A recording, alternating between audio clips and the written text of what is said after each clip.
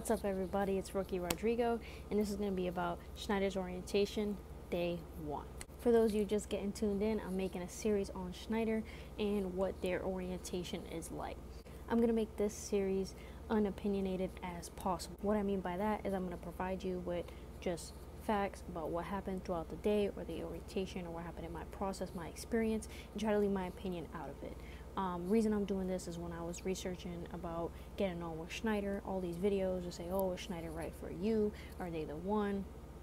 And it would just be a lot of opinionated reasons on why you should join Schneider and why you should not, with typically not a lot of events or facts to back those experiences up. Not to say that any of those experiences are invalid, however, it's always better for people to decide for themselves. So in order to do that, I'm simply just going to tell you what happens day by day.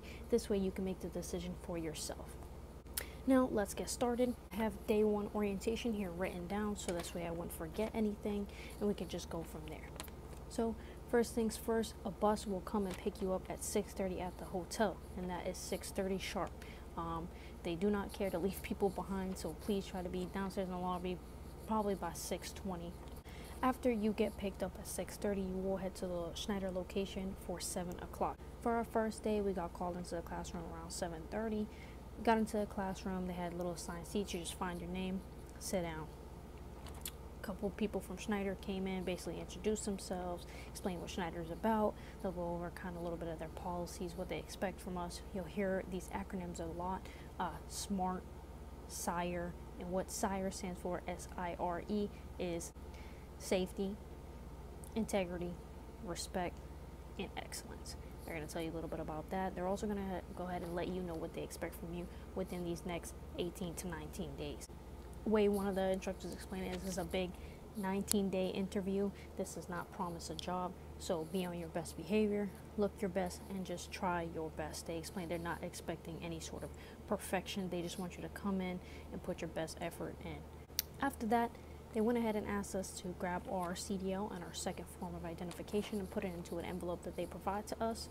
Envelope will get collected. I'm assuming they go ahead and make copies for their own personal records. Second form of identification would be a passport card, social security. They will provide you a list. After we went ahead and did our CDL, second form of identification, we did a 10-question DOT test. The test was just basic knowledge, like general knowledge, DOT stuff. It was kind of like a read and answer, where in a sense the question that you're reading pretty much gives you the answer. I promise, it's just really basic stuff. If you have your permit, yet again, I just want to make a disclaimer. This is for the inexperienced CDL 8 holders. This is not for people who don't have their CDL or people who do have their CDL and they're coming in with some sort of experience. And when experience, I mean probably anywhere from 6 months up to a year or more. These are specifically for people who came in with their CDLA and didn't come in with enough experience, and that experience is classified with Schneider, so I would go ahead and ask them. After the test, they went ahead and had us do a tax form. You just go ahead and fill out that tax form. Basic stuff, no different from any other job. After the tax form, you're going to take a hazmat video and test. Now, to be clear, this hazmat video is not for a hazmat endorsement. It's a hazmat certificate that is provided to you through Schneider, which will allow you to haul hazmat loads that are under a specific weight. They have classifications for it. I don't want to confuse you or say anything wrong, but essentially it would let you haul some sort of hazmat loads. Now the test is open book. I'm not sure if this hazmat certification is required, so don't know there, but it is open book. What that means is you will watch a video before the test. The video before the test, you are allowed to take notes. So bring a notebook, make sure you got a paper. If you don't, if you forget, don't worry, they can provide you some. However, it's better to be prepared. If you feel your notes are insufficient enough, do not worry. They give us a book that comes with all your stuff. In that book, there's a chapter, and as you're taking the test, if for whatever reason you cannot find or feel like you didn't write or you can't answer the question based off the notes you had, and if you don't know it, there is a book that they give you. It's a Schneider training book.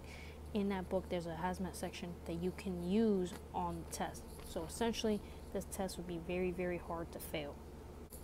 After you complete the test, if you pass, we go over Schneider policies. 33 policies that you can read through. Like I said, agree, disagree, and move on. After that, we did some basic paperwork like you would do for any other employment. They have like emergency contacts, kind of the same stuff where you're putting your signature in, your date of birth, your name, agreeing, disagreeing, more policy stuff. After that's done, you go ahead, hand it in, somebody goes over it, make sure you didn't miss anything, and go from there. After that paperwork, we did videos. There will be lots of videos on your first day, and I'm sure your second, and so on and so forth. Videos cover multiple things like distracted driving, texting while driving, accidents, how to react to the weather, sexual harassment in the workplace, just basic videos that you would have to watch for any other employment opportunity that you've taken, plus some more that's specifically related to the job of being a truck driver. You probably won't finish those videos all in one day, but like I said, the videos you can do the next day or whatever option you get. After the videos, we went ahead and went to lunch. Now, for lunch, you do get a meal ticket. They will hand out a piece of paper that has options for lunch, and you could pick things from a ham melt, cheese quesadilla, chicken salad, tuna salad, basic stuff. You circle which one you want, and there will be drink option at the bottom. Go ahead and circle that. If you want something different or something added, they will have the little extras there, and you can select them. They'll tell you their price. You still get the meal ticket, just whatever extra you selected, you'll have to go ahead and pay for when you go to submit your meal ticket to pick up your meal. We did eat our lunch at our computers to do some more videos. After that, once everybody kind of finished eating, we went ahead and grabbed our gear. What I mean by gear is we're going to get a tablet, we're going to get boots, and we're going to get a vest, a high visibility vest. I believe that's what they're called.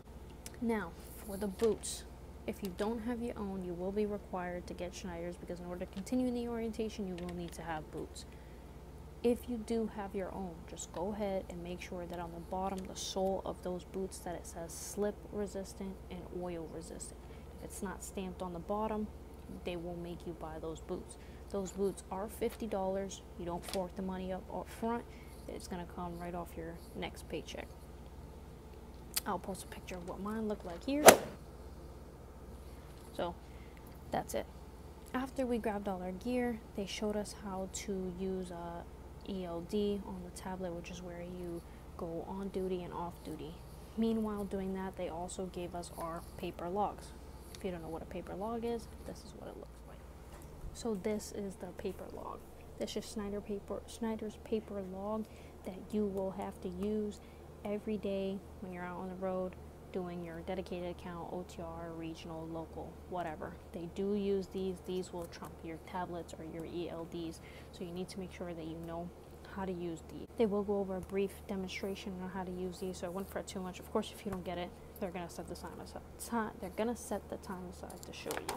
For examples, this was mine today, 10:27. So you can see it's a little bit farther than my day one, because I do have previous ones. So they'll go ahead and show you what that's like. After we got all our gear set up, we did go outside. When we went outside, we went to the training yard, which is where they have all their tractors and trailers, and they showed us how to do a Schneider pre-trip, Schneider coupling and uncoupling, and a brake test. So if you've been to CDL school, you know what that's like. It's pretty much the same for Schneider, except they have their own way of doing it. And just to let you know, you will be tested on it at the end of your orientation in order to not necessarily graduate, but pass on to going on your truck with a trainer. The pre-trip you can do in any order. The brake test, the simplified brake test, I will post pictures of the pamphlets here when I'm done talking to let you know and have an idea of what it'll look like. The coupling and the uncoupling process, if you don't know what that is, the coupling process is when you connect your tractor to your trailer. Your uncoupling process is when you remove your trailer from your tractor. They have a certain order that they like that done, and that's due to safety. One thing you'll probably hear in any videos you search on YouTube is that Schneider is all about safety. Because of that, the coupling and uncoupling process has to be done in a certain order, and if it's not, you will fail. But don't fret, you got plenty of time to do it. They're gonna go over it, they're gonna make sure you're good. Best thing I noticed so far is that every one of the instructors is really helpful. So don't worry, and I'll go ahead and post those pictures of those pamphlets now.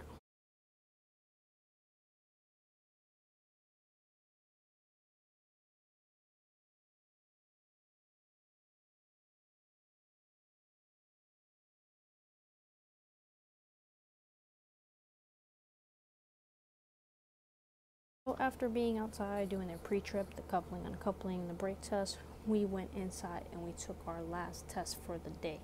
The last test is a 35 question test. It's pretty much a read and answer. It's going to have like little paragraphs of FMCSA rules or Schneider policy rules, where you're going to read the paragraph about what a driver can and cannot do on a certain situation, whether it's texting, riding in the snow, riding with defects, a breakdown, so on and so forth. And it's going to ask you, you know, can a driver do this, or what can a driver not do in this situation?